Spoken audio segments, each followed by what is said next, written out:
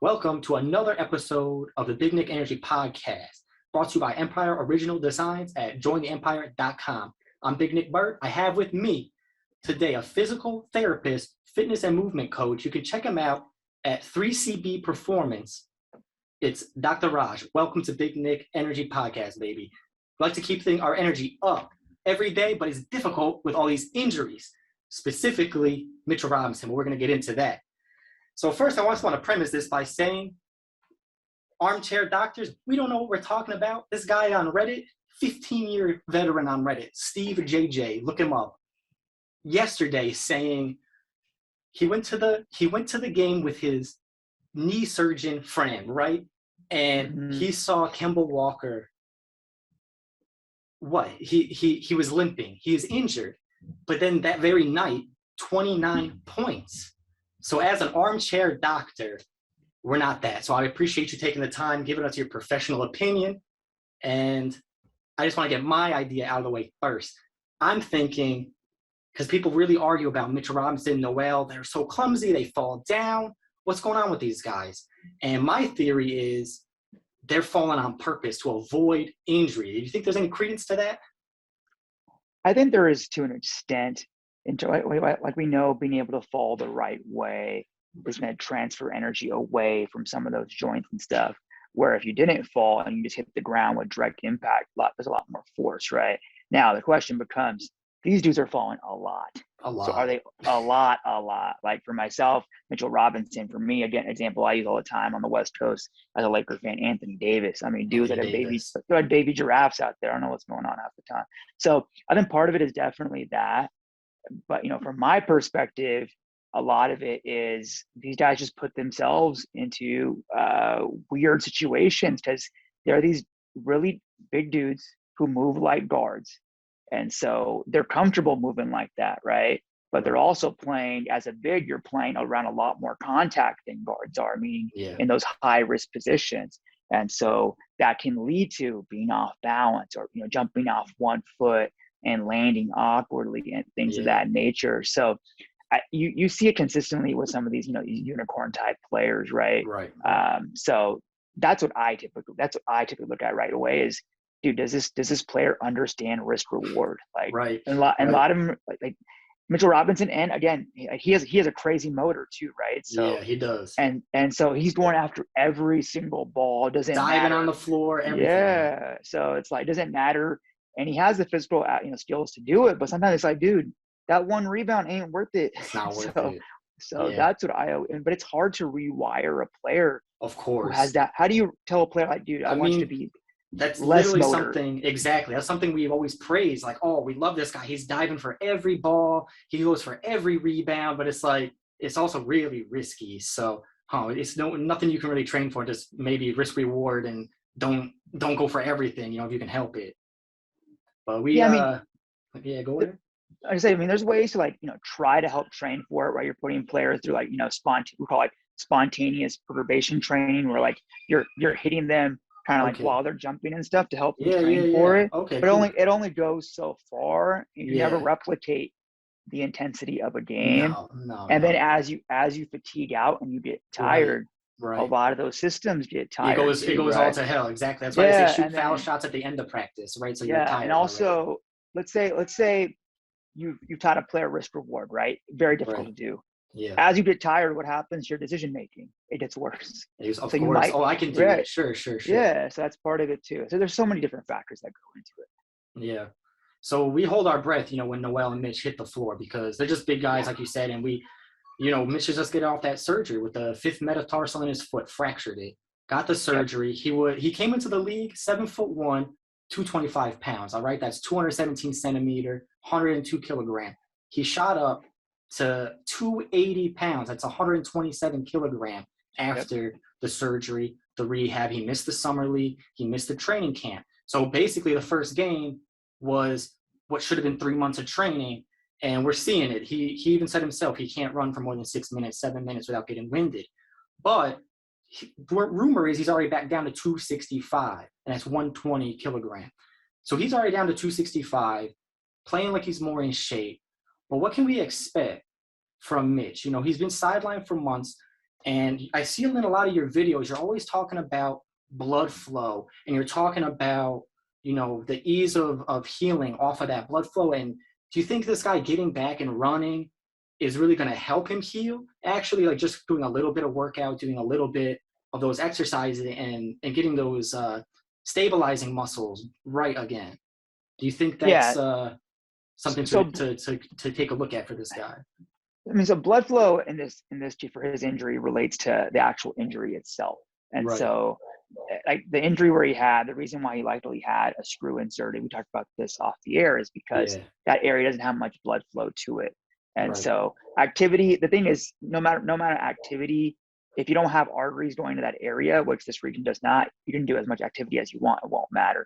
The most important thing for him, as you talked about, like he said, he can't run for more than 6 minutes, right? Or whatever he said. So his conditioning isn't there, right? So you have to ramp him up gradually. That's part and parcel after any long-term injury.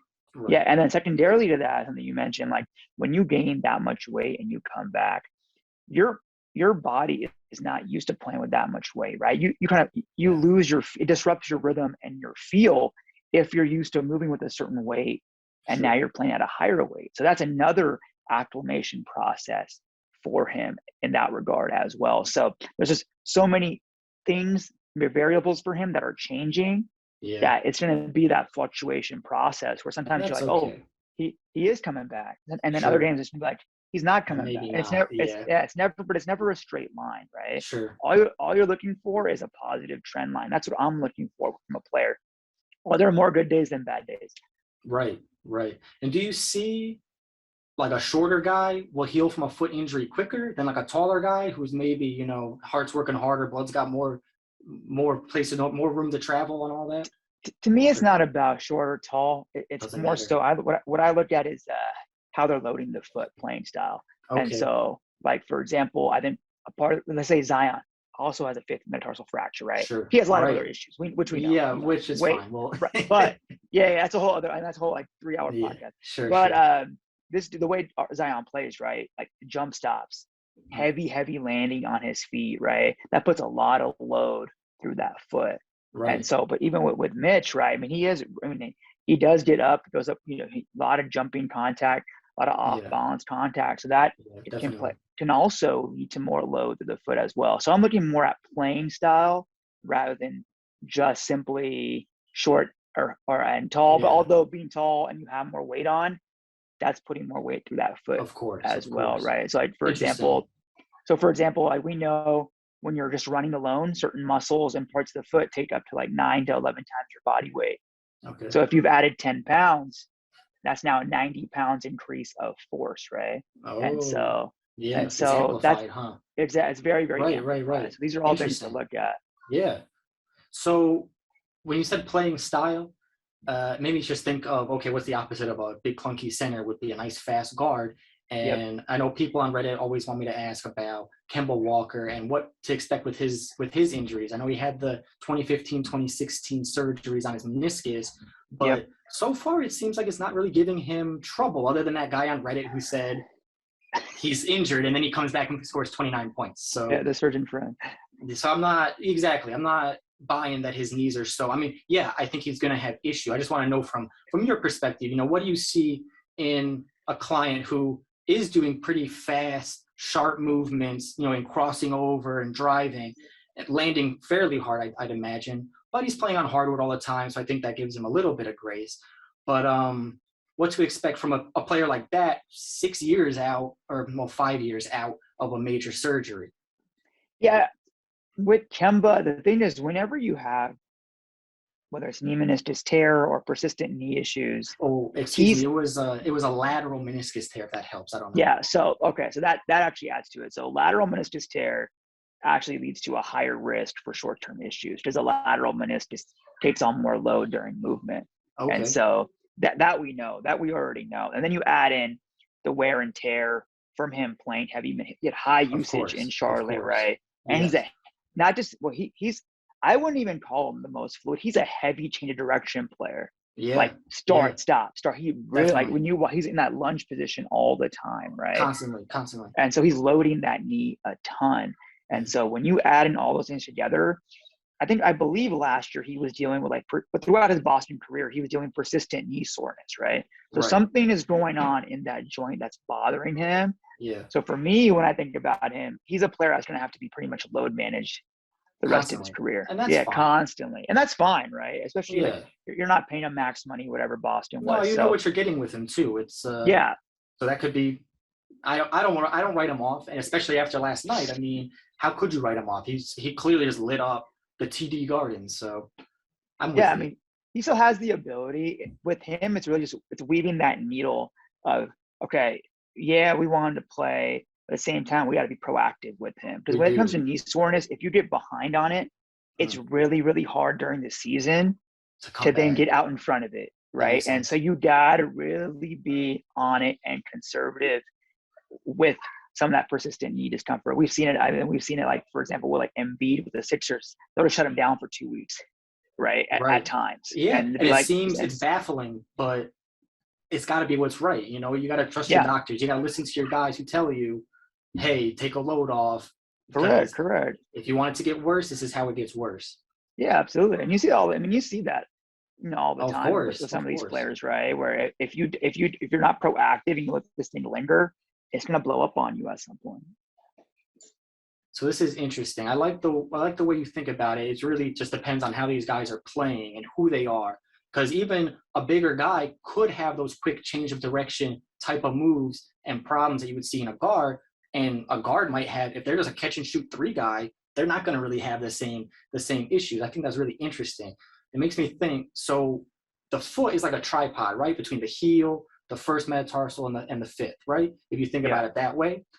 Uh, and that just makes me think, when these guys are going back and forth left and right, they're going to be using that fifth a lot. Like you don't really think about your pinky toe, right, very often until it's hurt. So for me, I have a fallen arch, right? And the way I Mm-hmm. figured that out is I started doing isolation with my big toe and just lifting the big toe up and isolating it with a rubber band. And just that Right. simple movement changed my gait and everything when I'm running. I don't have hip problems. I don't have shoulder problems any longer. And it just goes to show you really have to look at the bottom to the top because it could be something as small as just weakness in your toes. So it makes me want to ask you, what's your opinion on real padded shoes versus, a more like a Converse type of shoe, For me, it depends on the person. So right? like I wear, if you saw what I wear like people call them ballet shoes. They're like, Are you they have no cushion, but okay? no cushion Like flat. But here's the thing, slip-ons? Yeah, slip-ons. And I play yeah. ball in them. But here's why. Like You said I've you play trained ball in my, them? yeah, Okay, I've trained my feet. right, because Yeah, in a way, like feet are the same thing as my like biceps, right? Whatever. You're Yeah, training the yeah. muscle. You're The training the muscles. strength, You're training the feet, right? You're training the definitely. strength of them. The problem is most people, for good or for bad, throughout our life, we're in shoes all the time that All are the very time, cushioned. And so definitely. what happens? You become reliant on them, right? Yeah, And so therefore, if someone has come to me and said, I've been playing like, in these shoes my whole life, I'm not going to be like, oh, no, from that to that. change, You're right, asking right. for injury, right? If Sure. you want to do that, we'll gradually shift you through a shoe that Okay. has probably less, heel to toe incline, less Yeah, cushion. We got to do yeah. it gradually. That's the key thing. Okay. So, and even then with shoes, padding or not, for me, I'm looking more at, what's the toe box width, right? Right. Like with certain Sure. people, if it's too narrow, you can't even get your toes out for splay. And so Right. that's which is a big part of how the foot functions. You want that foot to be able to splay fully, right? Interesting. And Yeah. so there's a lot more than Wait. just. You want inside the toe box? You want your to be able to open your toes up? I mean, think about like when you're walking without shoes on. What's the You natural grip. motion You of? grip. Yeah, yeah, yeah. Yeah, not your. I mean, your toes are splaying out. That's how Yeah. feet are intended to move, Ah, right? And there's that's a reason for interesting. that. There's a reason Yeah. for it, right? And so the problem when you wear shoes, you're in a crowded toe box. Those toes They can't can't, move. and they're just So sitting what are there you like doing? this. Yeah, Hmm. so your mechanics change, right? Yeah. And Interesting. so we have to look at the way the body was kind of naturally intended to move. Yes. And there's a lot of things right now that interfere with that, including Mhm. shoes. that being said, like for anyone listening who's like, oh, let me go, to Ditch my Vibrams, shoes. like I just said, dude, like Yeah. you got to be gradual, or it leads to other issues. Like if you go too quickly from a shoe that has a lot of padding, like heel to toe to a flat, it's going to lead to Achilles issues because it changes the way your Achilles is loaded during running. Even shin splints, right? You can get the absolutely. So, yeah, that's wild to think about. So maybe start, well, if you have kids, maybe start them with not a lot of soft cushioning on their toes. Make sure their feet get built up. Oh yeah, look, you see kids like 3 or 4 before they go to school. They're run around, barefoot, no shoes. Running around barefoot outside. They're chilling, right? Right. But honestly, once you go to school, you got to wear shoes. You're sitting in a class. Yeah, I mean, you're not even exercising the toes. You're not moving, right? And that's it's a whole from top to bottom, huh?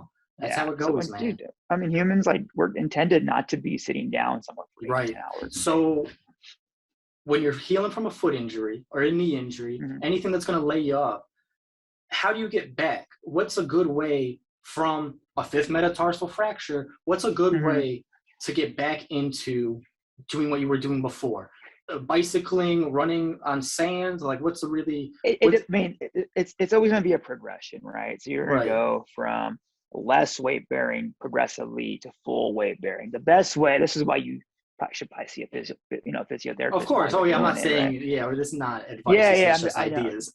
No. So I mean, the key general thing is right. There's a few different things you're looking at. You're trying to progress mobility, strength, balance, right? Balance in a way that's you're increasing intensity, and so you're going to go from less weight bearing to full weight bearing, and you're doing it methodically, step by step, and that's the general kind of process that you're using for that return. And so, and the thing about, go ahead. No, I was saying, and the thing about that, the hard part is understanding with injury, return from injury is like what level of pain or discomfort is acceptable and what's not. And that's the hard part for people, because some people are like, oh, I feel anything, I'm going to stop. That's not true. If you're challenged anything, you're gonna be a little uncomfortable and have some discomfort, right? So that's really the thing that I see people struggle with, is they don't understand the acceptable range of discomfort or pain, or doing, they either do too little or they do way too much. Right. And that tends to be the binary. Like there's no middle point. And so that's where it becomes difficult, I think, for individuals who are really returning, especially with foot injuries, because dude, I mean, if you're trying to walk, you can't get around a foot injury. Yeah. You can feel real good and be like, oh, I can go for a light jog, and then 5 minutes in and you're not feeling so great. So correct. That's why we need pros like you, so that's why I say go to your doctor, get the actual advice you need and be truthful with yourself. If it hurts too much, let people know. If you can push yourself, but don't kill yourself, right? Don't kill yourself. So it's just risk reward. I mean, like what's like the risk of you doing it yourself is high. Right. Exactly. So if you go get professional help, like in the end, you're gonna be better off for it. So typically. So speaking about, just staying in the shoe subject because I think it's interesting, no padding, whatever. There's also that big debate. People want high top shoe or a low top shoe. Doesn't matter. It doesn't matter, right? That's what I say. I switched to low top like 3 years ago, and as a big man, I'm not a big man, but in the playground I am. And they always said to me, exclusively wear high top because, well, they say because the ball of your ankle, right, is covered. So if someone jumps and comes down, they don't land right on the ball of your ankle. I never had that happen. So I started thinking, I'm like, why am I even caring about that? So I switched to low tops, and honestly, the shoe is lighter, which is already nice, but I don't really see a difference. But that was also, like you said, I slowly been progressing myself down from really padded shoes to now I can wear those Vibrams, those toe shoes. Yep. I find those very comfortable at this point in my life. So I definitely, I think if you can start phasing out those crazy padded shoes, do it, because your feet strength, you don't even realize how weak your feet are until you need to use it for something and it just doesn't work for you. No, absolutely. I mean, the research doesn't show any difference in high or low top in terms of ankle sprains, right? It makes no difference. And so, I mean, the real underlying factor when it comes to ankle sprains is how quickly how quickly, let me call your neuromuscular system, is how quickly there's certain receptors in your ankle called proprioceptors. It sends a signal to your brain to say, hey, this is a high risk position. So it gets your ankle out of that roll. training that is actually how you reduce ankle sprains. So It's you called can, you said, what is the absolutely. receptor? Proprioceptor. So it's called proprioceptive training. That's the Okay. biggest way to reduce ankle sprains. Like for myself, I went from wearing, I kid you not, those big old bulky ass McDavid on both. Like I used to roll my ankle.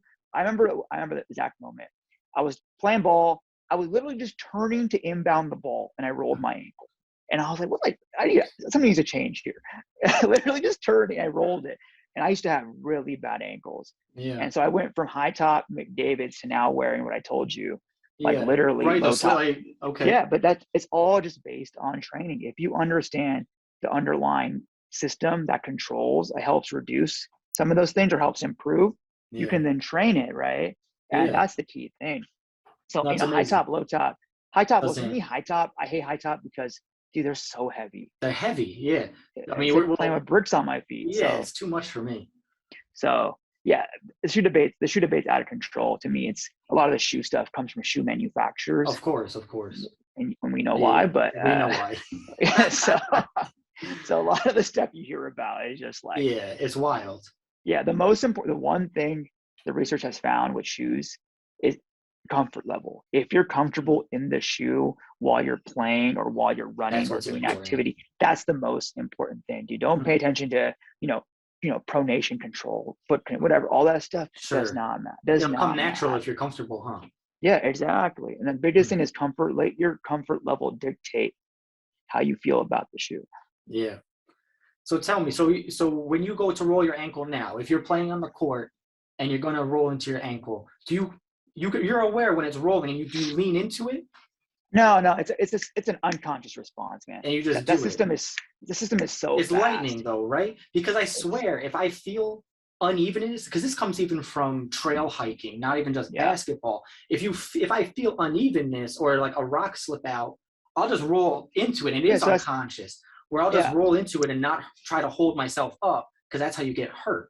yep. So that's very interesting to me that it's just a response that. So how do you train that? Like if I had an athlete that was trying to make that response better, what would Yeah, even because be?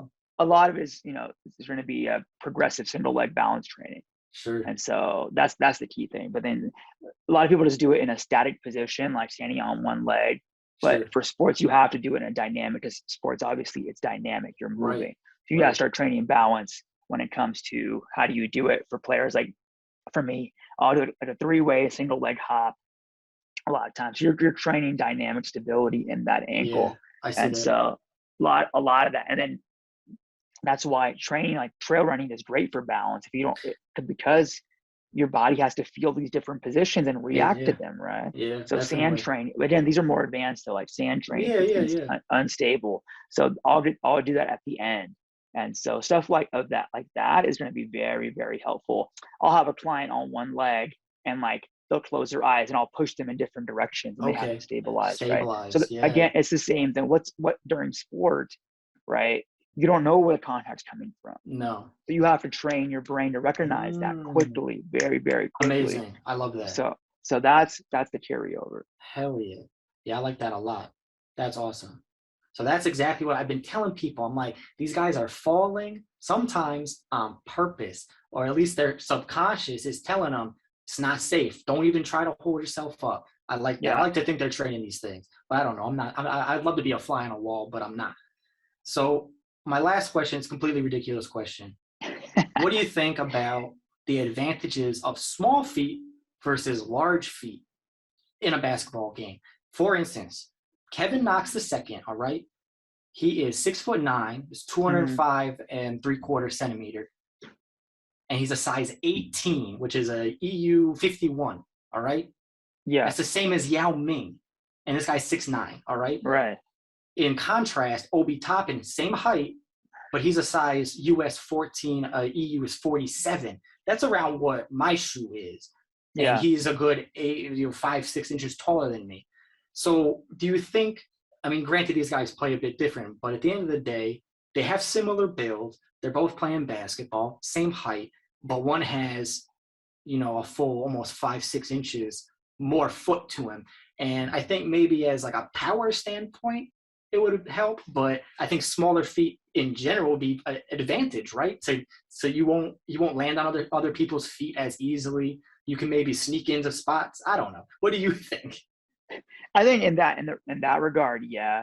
I mean, in either case, I wouldn't look at just pure foot size. I would look Right? at I will look at the structure of the foot. How the foot is moving Oh, and take the muscle shoe strength. off. Yeah, that's more important to me than just a Interesting. superficial size of the foot. So I'm looking at how is one's foot mobility compared to the other? How is one's foot strength compared to the other? Because that's the real difference. Interesting. And so that's what I would focus more on rather than just foot size. The size of it. So if you were a scout, you would be like, hey, take those shoes off and let me see just your gait, your walk, and you could get a clear idea over, because some people got shoulder problems, but they're really foot problems that they don't realize. So I mean, like I said, I'm not looking at a static variable. Like I'm looking at how it's moving, right? And everything. how you assess you want to see the whole mechanics. Picture. Yeah, how do you assess how someone's moving? You have to see them move. Yeah. Like, so Interesting. That's all about movement mechanics. All about that to me is far more critical than things like a static variable like shoe size. Sure. Interesting. So we should be paying attention more. So that actually makes me think more, because people were concerned with Obi because they said something about he has high hips. Have you heard this before? High hips, which I don't know what they mean. I hear lots of stuff, man. I hear lots of stuff. Yeah, all right. I'm not giving any credence to it at all, but it's just something interesting that I've heard, because his gait when he first came in did look weird, but like you were saying about Mitch, a lot of variables are changing. He just grew a bunch. He's going to put on more weight because he's playing NBA basketball all day, every day. And I think those are more like, he's growing into his body. He'll get used to it sort of thing. So I don't know. That's where I'm at. I think Mitch is actually looking pretty good. I think as far as that surgery, I think probably easy to bounce back from, but we'll see. I mean, we'll see if he can, as you say, keep progressing.